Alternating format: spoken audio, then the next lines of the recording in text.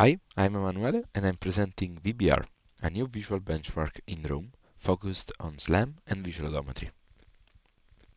Our dataset is recorded in the city of Rome and it contains diverse scenarios and type of motions, both handheld and car-like. Since it is recorded during daytime, we can expect city-like dynamics to occur, and this of course can be advantageous for those type of SLAM systems that are able to comply with such dynamics. We also propose a way to accurately generate the ground truth trajectory even for large-scale sequences, along with a benchmark leaderboard for evaluation.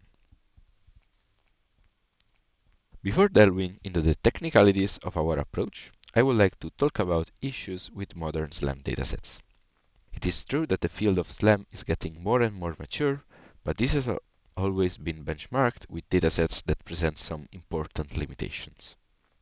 Here we can see an extract from the Kitty dataset, one of the most common and widely used vision benchmarks.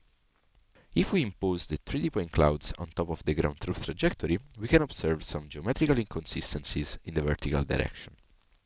These inconsistencies are usual indicators of bad trajectory, and they can create issues during the evaluation of a SLAM system. Another issue has to do with the diversity of the environments observed in the dataset. If the scenarios are too similar, there is a risk of creating a strong advantage for those pipelines that are able to overfit on the environment, and there is no reward for those systems that are able to generalize across different scenarios. Finally, it is important to provide a benchmark nowadays. First, to prevent users from overfitting. Second is to reward those systems that are accurate and robust at the same time.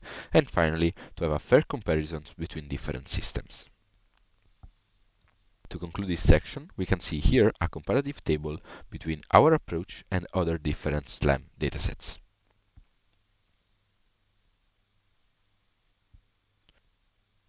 Talking about our setup, our system is equipped with two global shutter RGB cameras arranged in a wide horizontal stereo configuration, a 3D LiDAR, and an inertial measurement unit.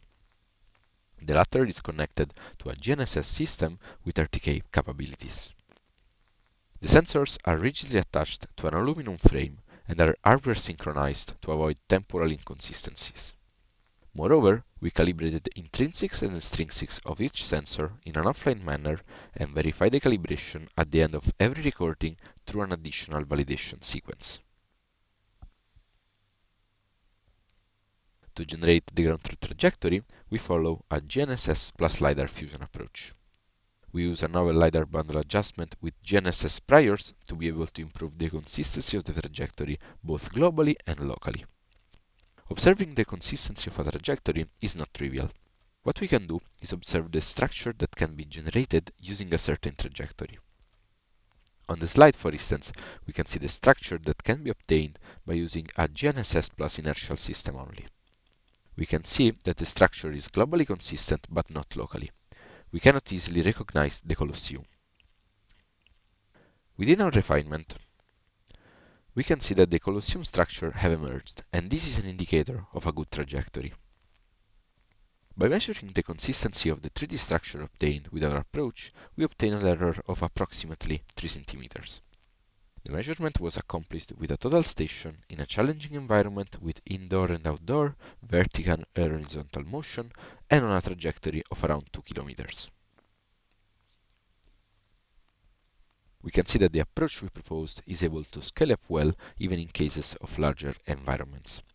Here we can see, for instance, this car-like sequence, which is 12 km long, and we can appreciate both global and local consistency.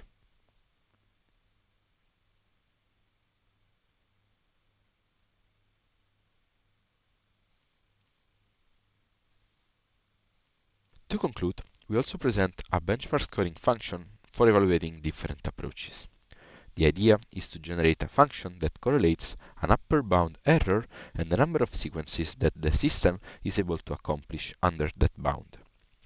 By increasing the upper bound and by observing the number of successful sequences, we can generate these stair-like functions, and by measuring the area under the curve, we're able to provide a fair score to compare different approaches. This metric will emphasize both the accuracy and the robustness over the whole number of sequences. For instance, here we can see two state-of-the-art LiDAR odometries, KISS-ICP and FLOAM, and one of the state-of-the-art visual inertial stereo system, or SLAM3. You can find more details and the paper in our website. Please use the QR code if you are interested. Thank you for your attention.